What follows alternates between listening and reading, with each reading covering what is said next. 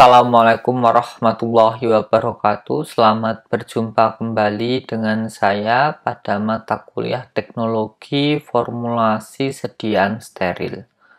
Pada kesempatan kali ini kita akan berdiskusi lebih lanjut terkait dengan sediaan steril, yakni steril jika kita artikan ini adalah suatu kondisi bebas dari mikroba baik hidup ataupun mati. Itu kita sebut dengan kondisi steril. Kondisi steril sendiri itu merupakan suatu sediaan. Jadi steril di sini bisa dirancang suatu sediaan yang mana termasuk dalam sediaan parentral dan sediaan penyembuh luka. Sediaan parentral ini dibutuhkan kondisi steril karena memang kita memasukkan obat ke dalam tubuh kita secara langsung. Sedangkan untuk sediaan penyembuh luka, ini dibutuhkan kondisi steril agar mempercepat proses penyembuhan luka. Ketika luka itu bersifat luka terbuka terutamanya. Jadi sediaan parentral, para itu selain enteron itu adalah intestin. Jadi parentral itu adalah sediaan yang digunakan selain melewati saluran pencernaan. Akan tetapi di sini bukan sediaan topikal. Parentral di sini mengacu pada penggunaan secara intravena, subkutan, intramuskular, intradermal, dan yang lainnya. Intinya sediaan itu kita berikan secara langsung kepada pasien melalui merobek suatu jaringan kita. Beberapa keuntungan sediaan parentral. Yang pertama, ini sangat bermanfaat sekali terutama untuk pasien yang tidak dapat meminum obat secara oral. Jadi pasien yang pingsan, kemudian pasien yang dalam kondisi setengah sadar, atau pasien yang tidak memungkinkan sama sekali untuk mengkonsumsi obat secara oral, kita berikan obat ini secara parentral. Artinya, pada kondisi ini, kondisi emergensi ini, kita bisa memberikan pasien ini sesuai dengan terapi yang dia butuhkan. Jadi tidak melewati terapi oral lagi. Kemudian keuntungan selanjutnya, ini adalah rapid onset of action. Artinya, untuk mencapai efeknya dia sangat cepat. Jadi onset itu adalah waktu yang dibutuhkan oleh suatu obat dalam mencapai efek. Sediaan parentral ini bisa kita capai suatu efeknya itu dengan cepat, yakni salah satunya dengan penggunaan intravena. Sehingga obat ini akan langsung masuk ke dalam sirkulasi sistemik, diedarkan ke seluruh tubuh, dan berikatan dengan reseptor. Otomatis ini akan memangkas beberapa jalur, misalkan absorpsinya, kemudian fase biofarmasetikanya, sehingga si obat ini bisa langsung berikatan dengan reseptor dan akan menimbulkan efek lebih cepat dibanding sediaan yang lainnya. Sangat cocok untuk sediaan dengan bioavailabilitas yang rendah. Jadi beberapa obat yang dikonsumsi secara peroral itu akan menjadi target atau dia rentan sekali terhadap peristiwa fast metabolism. Kenapa hal itu terjadi? Karena di seluruh saluran pencernaan kita itu ada pembuluh darah. Ketika proses absorpsi obat akan terdisintegrasi atau melewati fase biofarmasetik terlebih dahulu pada saluran pencernaan, kemudian mengalami fase absorpsi dan pada absorpsi tersebut akan dibawa atau akan melalui pembuluh darah di saluran pencernaan. Seluruh pembuluh darah itu mengarah kepada satu jalur, yakni vena porta hepatica. Vena porta hepatica akan membawa semua obat yang ada di pembuluh darah tersebut itu melewati hati sebelum diedarkan ke seluruh tubuh. Sehingga sebelum obat ini mampu berikatan dengan reseptor dan menimbulkan efek, obat ini dimetabolisme terlebih dahulu. Itu kita sebut dengan first pass metabolism. Ini sangat menurunkan bioavailabilitas obat ketika obat-obat tersebut adalah ketika obat-obat tersebut merupakan obat-obat yang bioavailabilitasnya diturunkan melalui metabolisme di hati. Oleh karena itu, penggunaan sediaan secara parentral bisa mengeliminasi jalur ini, sehingga obat yang bioavailabilitasnya rendah itu bisa langsung masuk ke dalam sirkulasi sistemik tanpa kena first pass terlebih dahulu, diedarkan ke seluruh tubuh, berikatan dengan reseptor, baru nanti dimetabolisme dan dieskresi. Oleh karena itu pada fase ini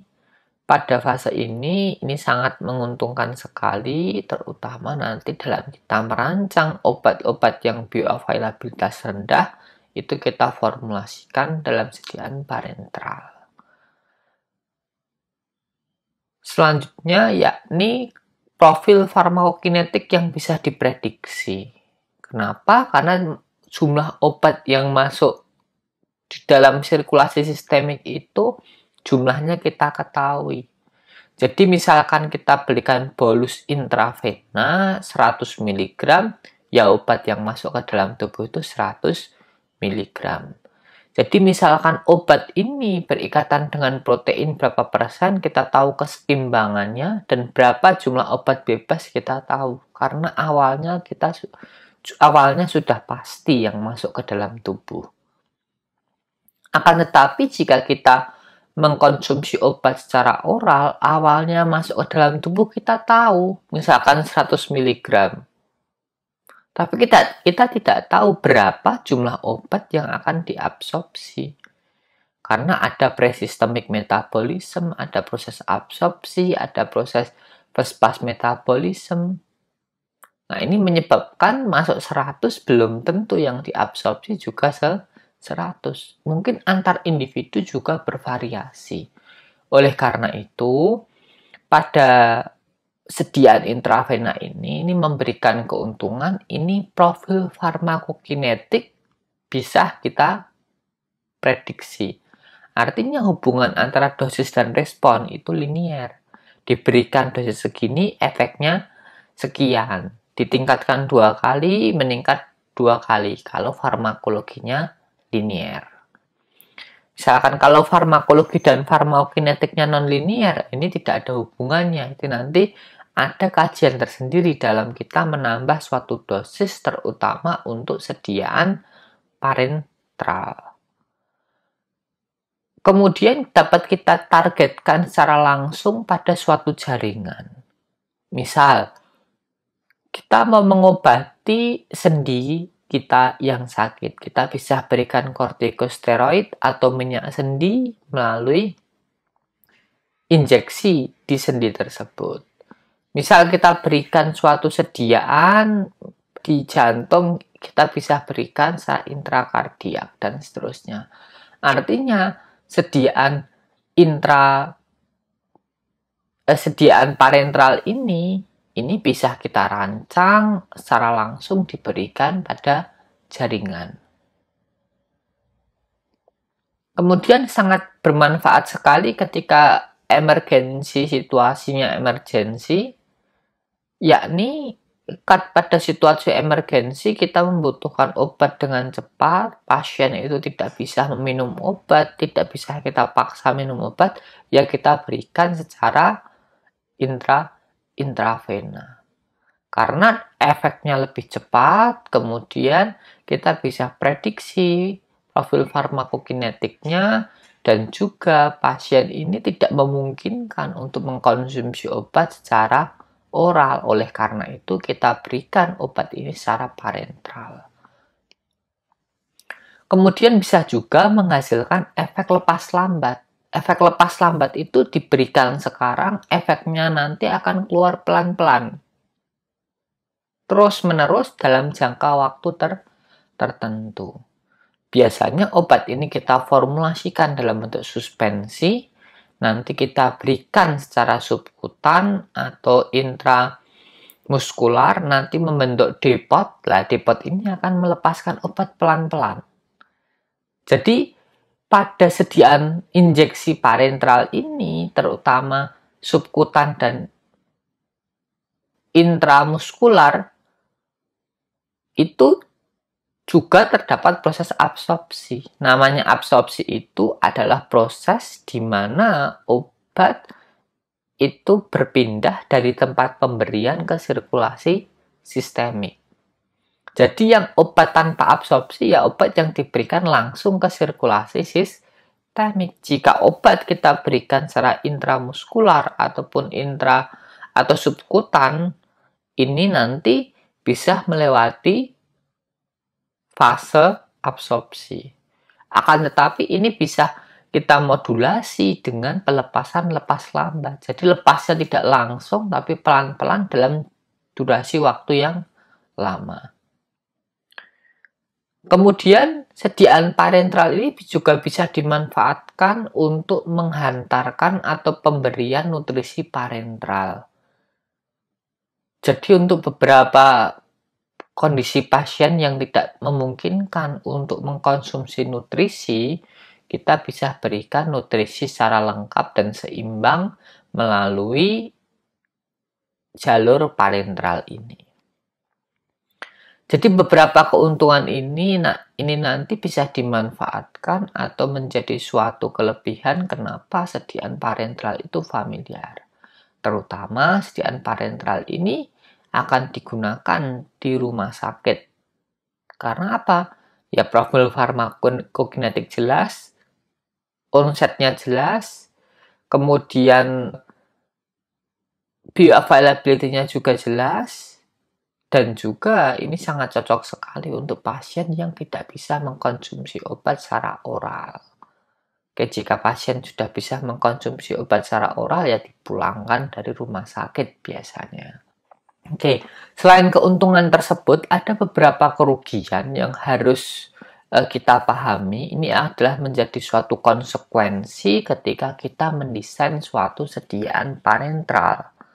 Yang pertama jelas dari segi biaya atau dari segi parameter ekonomi ini lebih mahal. Karena apa? Karena produksinya juga menggunakan teknologi steril, artinya dia bebas atau eliminasi jumlah mikrobanya itu juga sangat tinggi. Jadi ketika dia lebih mahal, ini jadi suatu konsekuensi dengan kondisi yang demikian rupa, ini sudah menjadi konsekuensi bahwa sediaan parenteral ini pasti harganya lebih mahal. Selain itu, dia juga membutuhkan alat khusus, kemudian peralatan khusus, dan teknik untuk menyiapkan juga khusus, dan pemberi obatnya tidak sembarangan. Jadi ketika proses produksi, dia otomatis sangat dibatasi sekali. Kemudian dalam pemberian ini alatnya harus juga steril, kemudian ada teknik dalam penyiapannya, ada teknik aseptis, misalkan ada teknik compounding untuk sediaan steril juga ada. Kemudian yang memberikan obat itu juga harus terlatih, tidak sembarangan orang bisa memberikan obat pada sediaan steril ini. Kemudian memiliki potensi yang tinggi ketika kita berikan sediaan steril ini nanti bisa menimbulkan rasa sakit, terutama sediaan yang bersifat hipertonis. Rasa sakit ini juga bisa muncul untuk beberapa kondisi lain, misalkan sediaan yang kita berikan ini pH-nya sangat rendah atau sangat tinggi. Jadi beberapa rasa sakit ini juga memungkinkan selain tersobek jaringannya karena alat injeksi yang diinjeksikan ke dalam tubuh. Kemudian potensi juga ini kerusakan jaringan ya karena adanya proses injeksi. Jadi injeksi itu merobek atau merusak jaringan untuk memasukkan suatu obat ke dalam tubuh.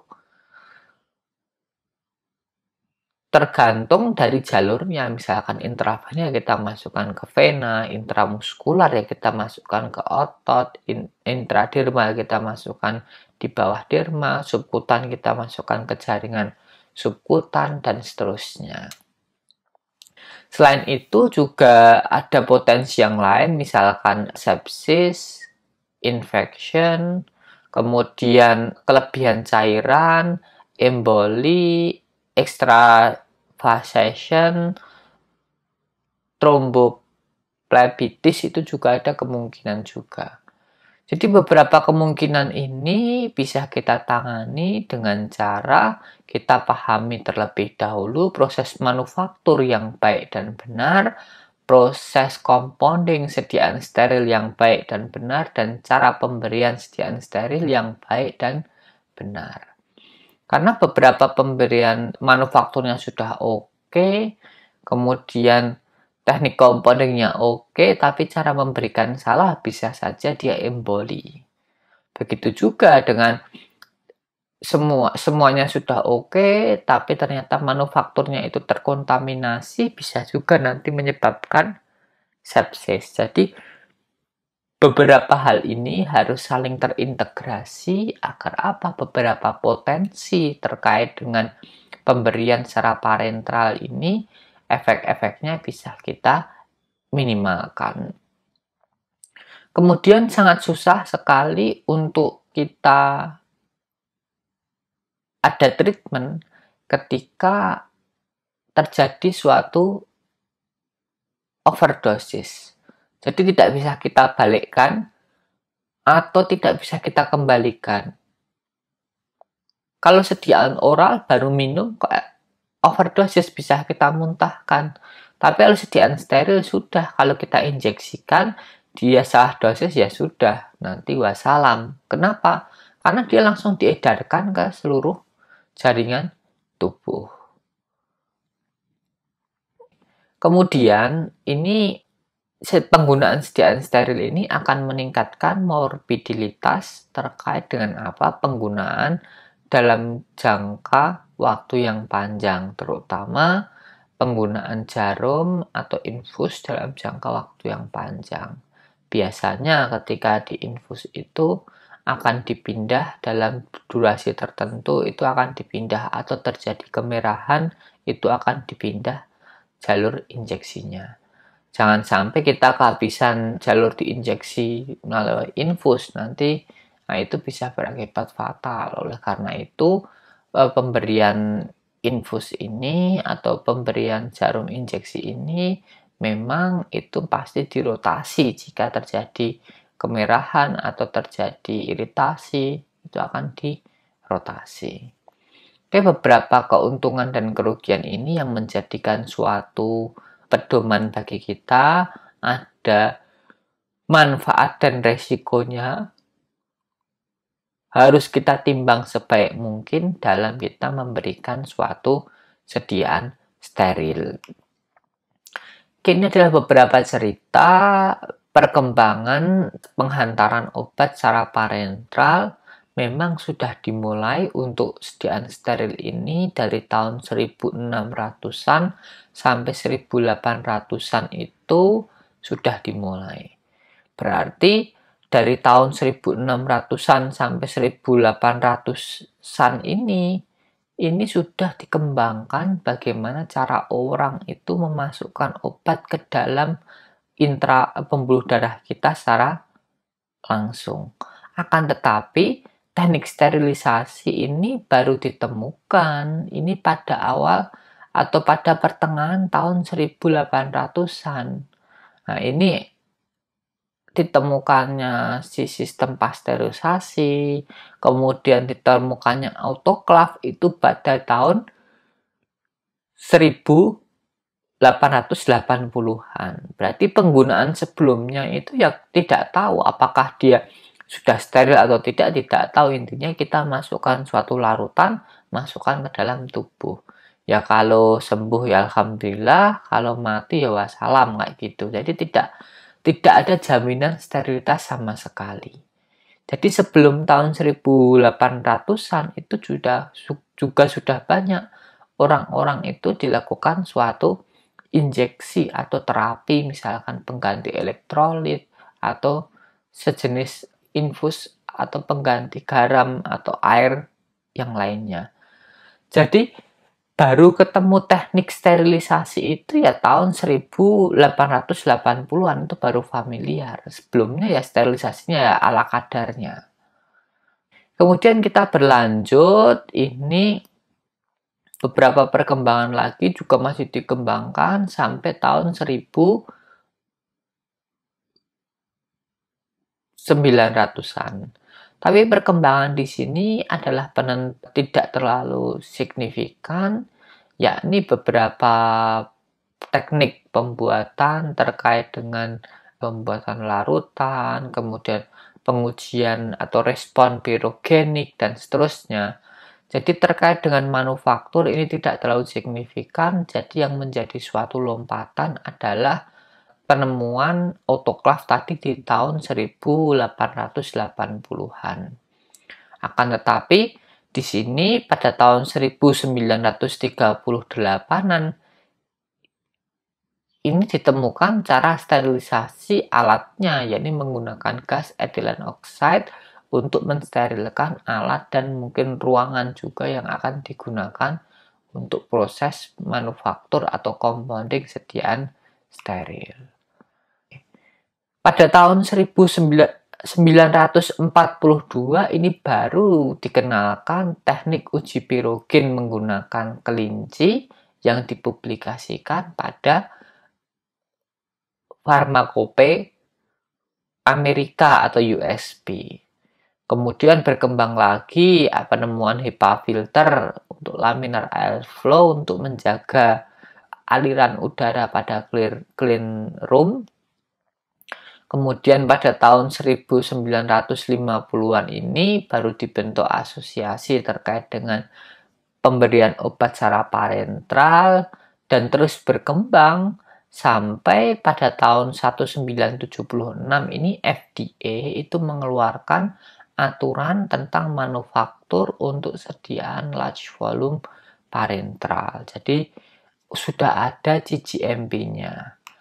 Pengujian secara steril ini baru lebih digaungkan pada tahun 1980-an, yakni FDA ini mengeluarkan guideline tentang sediaan steril yang diproduksi secara aseptis, bagaimana cara produksinya dan validasinya bagaimana. Kemudian baru pada tahun 1990-an ini FDA juga mengeluarkan persyaratan terkait dengan pendaftaran suatu produk yang diproduksi dengan sediaan steril. Jadi perkembangan sediaan steril itu intinya dari zaman dahulu kala sampai sekarang itu juga masih berkembang. Oke, sekarang pun juga masih berkembang sampai pada tahun 2003 itu dari USP ini mengeluarkan cara compounding sediaan steril yang baik dan benar. Sampai sekarang pun di USP juga ada ini pharmaceutical compounding for sterile preparation ini ada, non-sterile preparation juga ada. Ini guideline untuk kita ketika kita melakukan peracikan suatu sediaan steril. Bagaimana cara meraciknya, persyaratan ruangan, persyaratan personel, dan seterusnya. Karena sediaan steril ini tidak hanya sediaan saja, tapi juga personilnya juga harus terlatih. Berbeda dengan kita manufaktur sediaan padat ini personil tidak terlalu dipersyaratkan, akan tetapi pada sediaan steril behavior ini ini sangat dipersyaratkan sekali terkait dengan tingkah laku dan bagaimana si personel ini bisa menjaga sterilitas atau mutu dari suatu sediaan steril. Oke. Oke, tadi adalah beberapa terkait dengan sejarah. Sekarang kita kembali lagi ke quality atribut dari suatu formulasi sediaan steril. Yang pertama jelas sediaan steril ini memiliki purity dengan level yang tinggi, terutama untuk bahan aktif dan bahan eksipien, yakni harus dalam grade parental grade. Artinya apa? Dia bukan lagi derajatnya yang pharmaceutical, ya emang dia harus memenuhi derajat pharmaceutical, tapi ada persyaratan khusus, misalkan parental grade, bebas dari mikroba apapun, mungkin juga sudah steril di awal, jadi kita tinggal manufaktur, bisa eliminasi bioburden di awal dengan cara sudah di pre-sterilisasi dulu, yang nantinya parental grade ini memiliki tingkatan yang bahan aktif itu siap untuk diproduksi sediaan steril.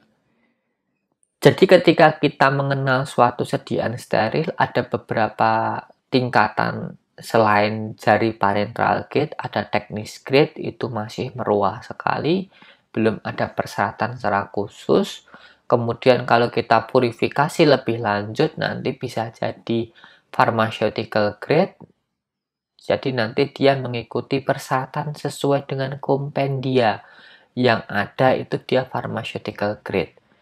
Jadi bahannya sama, kalau dia comply terhadap persyaratan yang ada di kompendia, dia masuk pharmaceutical grade. Misalkan dia masuk dalam derajat analisis, ya dia sudah memenuhi derajat purity dan impurity sesuai dengan kaidah analitis. Kemudian dia juga bisa masuk beberapa derajat parameter analitis lainnya, misalkan spektrofotometri grade, HPLC grade, MS grade, kemudian NMR grade, dan seterusnya. Itu tergantung dari kebutuhan.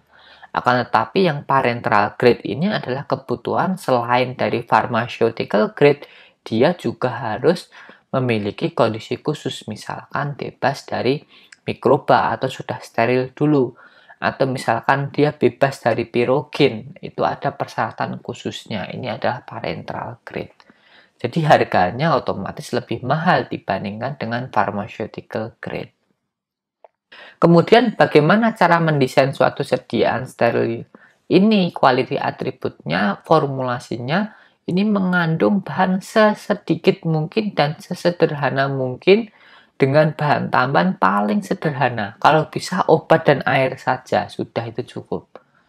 Jadi konsep dasar dari pembuatan formulasi sediaan steril ini atau sediaan parenteral ini adalah bahan yang paling sedikit dan eksipien yang paling sederhana. Kalau bisa obat dan air saja, kalau bisa. Akan tetapi kalau misalkan tidak bisa, baru kita tambahkan bahan-bahan yang lain. Berbeda dengan sediaan oral atau sediaan topikal, krim semacamnya, itu bahannya lebih kompleks. Kalau sediaan steril ini bahannya relatif sederhana sekali. Akan tetapi teknik dalam menjaga mutu serta sterilitas itu yang tidak sederhana. Itu membutuhkan skill dan membutuhkan latihan dalam jangka waktu yang tidak sangat singkat. Otomatis dalam pembuatan sediaan steril ini formulasinya sederhana, akan tetapi behavior dan edukasi itu sangat penting sekali, terutama untuk personilnya dalam membuat sediaan steril. Oke, quality atribut selanjutnya yakni secara fisik dan secara chemical dia stabil.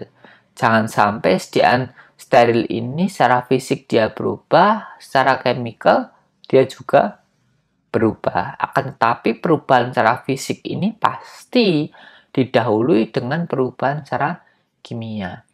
Jadi beberapa formulasi dalam sediaan steril nanti karena dipersyaratkan itu sangat sederhana, akan tetapi pada kondisi ini dia tidak stabil secara kimia, maka ada beberapa bahan dalam formulasi ini yang kita tambahkan untuk meningkatkan stabilitas dari suatu sediaan steril.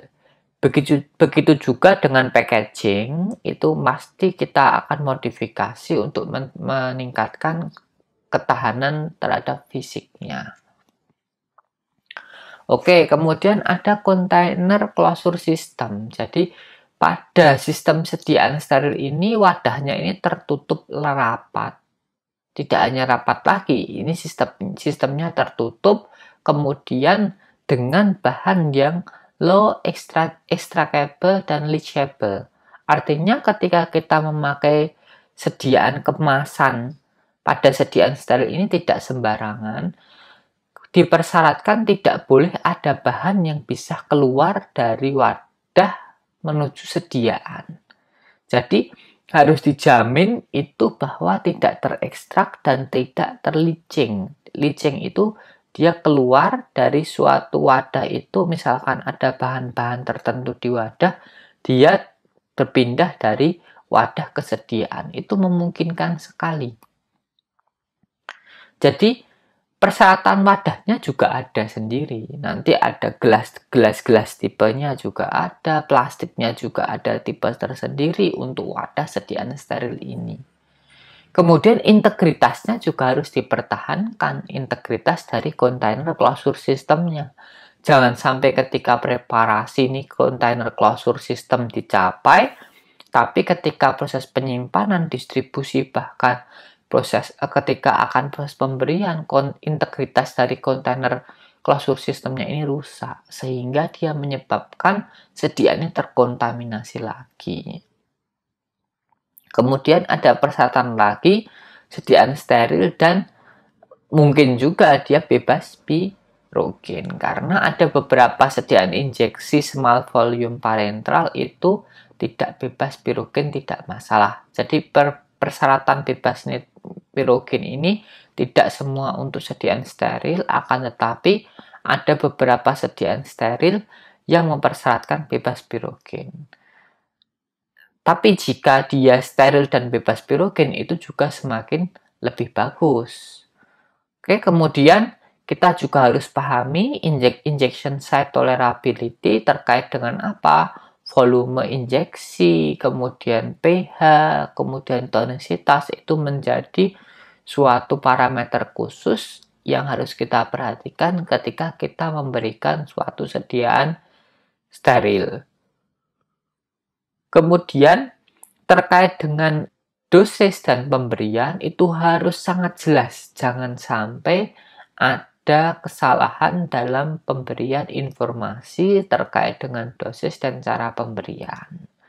Karena ini sangat berbahaya sekali terkait dengan pemberian sediaan steril, terutama evaluasi dari segi kompatibilitasnya. Jadi ketika kita memformulasikan suatu sediaan steril, dalam leaflet itu sudah jelas kita berikan terkait dengan dia kompatibel dicampur dengan injeksi apa, inkompatibel dia dicampur dengan injeksi apa.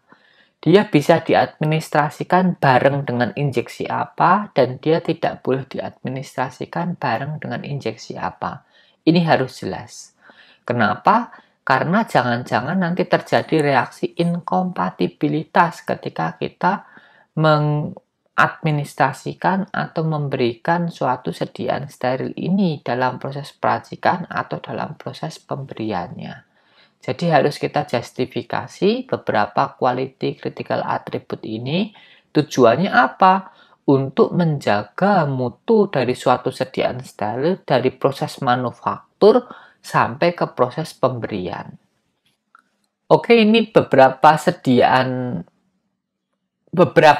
steril ini bisa ada berbasis larutan atau solution, bisa berbasis suspensi, bisa berbasis emulsi, bisa berbasis serbuk untuk injeksi. Jadi nanti serbuknya itu direkonstitusi terlebih dahulu, kemudian nanti serbuknya ini akan diinjeksikan melalui jalur intravena jika dia berupa larutan. Jika dia berupa suspensi atau emulsi, ya tidak jarang sekali untuk intravena secara langsung karena ada partikel di situ. Kemudian ada salep, krim, dan beberapa formula berbasis lipid yang bisa kita berikan untuk sediaan intravena, terutama untuk nutraceutical. Ini adalah lipid based formulation berbasis emulsi, juga berbasis micellar. Oke, ini adalah beberapa rute ketika kita memberikan suatu sediaan steril. Ada beberapa rute dan ada volume, kemudian ukuran dari jarumnya berapa, kemudian persyaratan formulasinya bagaimana, dan pemberian atau administrasinya biasanya untuk obat-obat apa saja ini ada di sini. Misalkan ini small volume parenteral, SVP itu small volume parenteral, itu bisa subkutan. Subkutan itu melalui jaringan subkutan, ya ini jaringan lemak di sini. Itu bisa pada volume 0,2 sampai 2, kemudian jarumnya 23 Gauge, dan harus dia bersifat isotonis, biasanya untuk insulin atau vaksin. Kemudian ada intramuskular, ada intravena. Kemudian bisa juga ini sediaan large volume parenteral, biasanya juga melalui jalur intravena. Jarang large volume parenteral kita berikan dalam subkutan, kemudian intramuskular, karena pada subkutan dan intramuskular itu sangat terbatas sekali dari volume yang kita berikan. Kalau large volume parenteral itu biasanya lebih longgar untuk volumenya, sehingga kita berikan dalam bentuk intravena atau melalui jalur vena. Oke, kemudian ada beberapa cara pemberian lain, misalkan intraarterial, ini otomatis secara langsung kita berikan melewati arteri, kemudian intraatekal ini melalui atau intraspinal ini melalui sumsum tulang belakang, ini ada jaringan spinal kita lewatkan di situ. Kemudian ada intraepidural, kemudian ada intracisternal, kemudian ada intraartikular juga ada. Intraartikular ini digunakan untuk sendi, biasanya untuk sendi yang sakit. Biasanya kita berikan kortikosteroid atau minyak sendi di situ. Kita berikan anestesi lokal juga bisa agar sendinya ini tidak sakit, terutama untuk pasien yang mengalami osteoartritis. Ada beberapa teknik pemberian yang lain, misalkan intrakardial, berarti ini secara langsung kita berikan ke jantung, biasanya untuk terapi epinervin. Jadi biar stimulasi serangan jantung yang parah itu kita berikan epinervin untuk menunjang kerja dari jantungnya itu biar berfungsi kembali.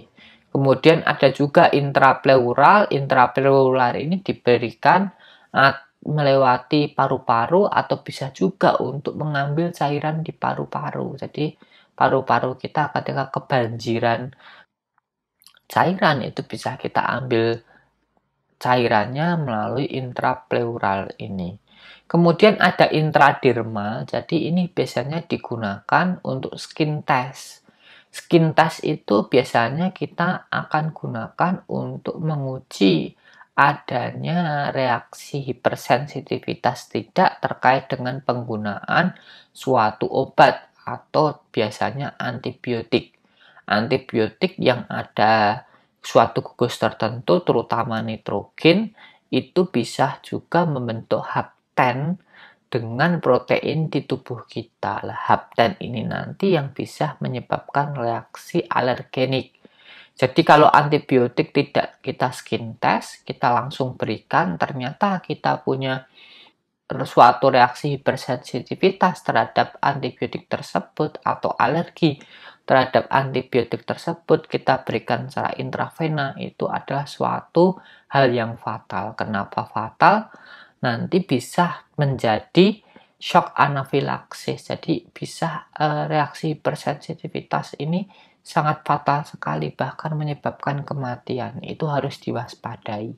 Oleh karena itu ada pemberian secara intraderma, volumenya sangat sedikit sekali, 0,05 ml.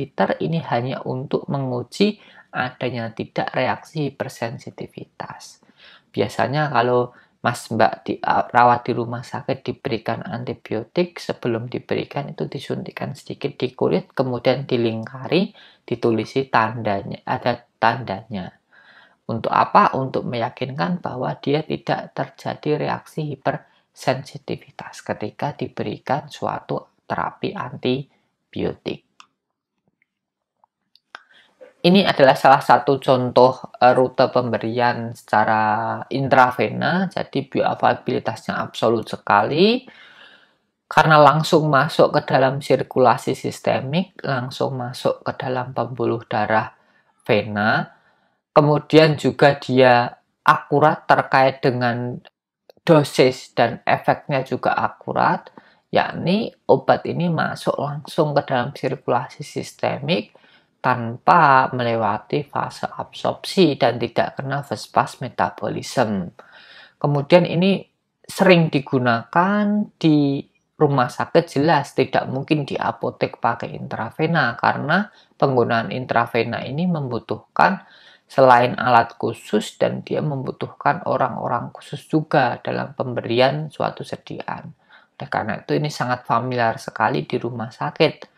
Selain itu di rumah sakit juga membutuhkan efek yang cepat. Jadi tidak pada terapi emergensi, kemudian untuk terapi di rumah sakit umumnya membutuhkan proses terapi yang cepat dan akurat. Sehingga sediaan intravena ini menjadi suatu pilihan utama ketika kita menjalani perawatan di rumah sakit. Ini bisa digunakan untuk small volume parenteral. Small volume parenteral ini sediaan steril yang volumenya kurang dari 100 ml.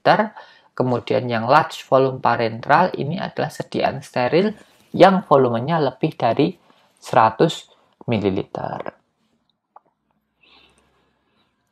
Akan tetapi pada pemberian sediaan intravena ini juga ada drawback-nya, artinya ada konsekuensinya, yakni konsentrasi obat bisa sangat tinggi sekali, terutama terdepot pada organ-organ tertentu, misalkan paru-paru, jantung, ginjal.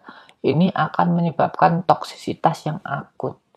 Jadi dosis kemudian cara pemberian itu harus sangat tepat ketika kita memberikan suatu sediaan dengan cara intravena ini. Jangan sampai obatnya itu ngefek tetapi dia memberikan efek toksik ke paru-paru, jantung, ataupun ginjal kita. Nah, itu menjadi suatu perhatian tersendiri dalam pemberian sediaan parenteral secara intravena. Kemudian jalur selanjutnya yakni intramuskular. Intramuskular ini otomatis kita berikan dalam bentuk sediaan itu bisa berbasis larutan, berbasis suspensi, emulsi, serbuk rekonstitusi, kemudian lipid base formulation atau colloidal suspension. Tapi untuk sediaan intravena tadi itu dipersyaratkan ada sediaan larutan sejati, jadi larutan murni yang kita berikan dalam sediaan intravena. Tapi untuk sediaan intramuskular bisa dalam bentuk sistem dispersi, sehingga nanti terbentuk depot. Nah, depot ini akan menyebabkan pelepasan obat secara lepas lambat. Ini adalah menjadi alternatif ketika suatu pasien itu tidak bisa diberikan secara langsung melalui jalur vaskulernya. Jadi tidak bisa melalui jalur intravena, bisa kita berikan jalur intramuskular.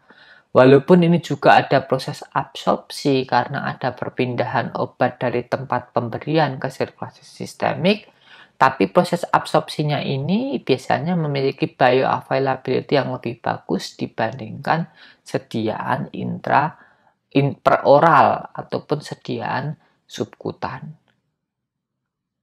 Tapi juga harus ada konsekuensinya, yakni konsekuensinya ada penundaan efek sekitar 15-30 menit karena ada proses absorpsinya tadi. Jadi nanti obat ini bisa membentuk suatu depot. Depot itu suatu gumpalan obat, yang mana gumpalan ini nanti obatnya akan berdifusi pelan-pelan ke dalam jaringan, kemudian masuk ke dalam sirkulasi sistemik. Oke. Kemudian untuk pemberian melalui otot, ini intramuskular ini juga bisa merusak jaringan otot atau jaringan saraf kita karena adanya injeksi intramuskular yang kita berikan itu bisa juga itu merusak jaringan otot atau merusak jaringan saraf sehingga rasanya itu biasanya lebih nyeri. Oke, kemudian saya lanjutkan rute selanjutnya, ini ada subkutan. Untuk subkutan ini biasanya onset of action-nya ini lebih lama dibandingkan intramuskular dan intravena. Karena subkutan itu jaringannya berbasis lemak, otomatis proses absorpsinya ini akan lebih susah dibandingkan intramuskular, karena intramuskular itu berbasis jaringan otot, itu berbasis banyak kandungan airnya di situ, maka proses difusi obat akan lebih cepat. Akan tetapi pada subkutan ini proses difusi obat ini relatif lebih lama, sehingga dia memiliki onsetnya ini lebih lama dibanding sediaan intramuskular ataupun intravena. Begitu juga dengan volumenya, ini hampir sama dengan intramuskular, dia juga sangat terbatas sekali volumenya, 2 mili maksimumnya. Kemudian ketika proses pemberian itu juga bisa dibantu dengan pemijitan pada daerah injeksi. Agar apa? Untuk meningkatkan proses absorpsi dari obat ini. Jadi obat ketika diberikan secara subkutan bisa kita bantu dengan pemijitan untuk meningkatkan proses absorpsi. Bisa juga untuk meredakan rasa nyeri ketika kita berikan suatu sediaan yang bersifat hipertonis atau tidak isohidris melewati jalur intravena. Biasanya kita pijit-pijit sedikit. Tapi terutama untuk pemberian secara subkutan ini, proses pemijitan ini bisa meningkatkan absorpsi dari suatu obat. Kemudian ada intradermal. Nah, ini intradermal tadi sudah kita diskusikan bahwa ini sangat terbatas sekali untuk proses diagnostik, terutama untuk menguji adanya reaksi hipersensitivitas pada suatu obat. Volumenya sangat sedikit sekali, ini absorpsinya juga sangat terbatas karena volumenya sedikit, dia diinjeksikan intradermal. Kemudian laju dari absorpsinya ini lebih cepat daripada subkutan. Karena apa? Subkutan itu cuma jaringan lemak, yang intradermal ini masih di jaringan dermis. Tapi kemudian pada proses pemberian ini juga harus dipijit. Biasanya kita pijit sedikit-sedikit untuk apa? Biar reaksi alergenik itu lebih cepat.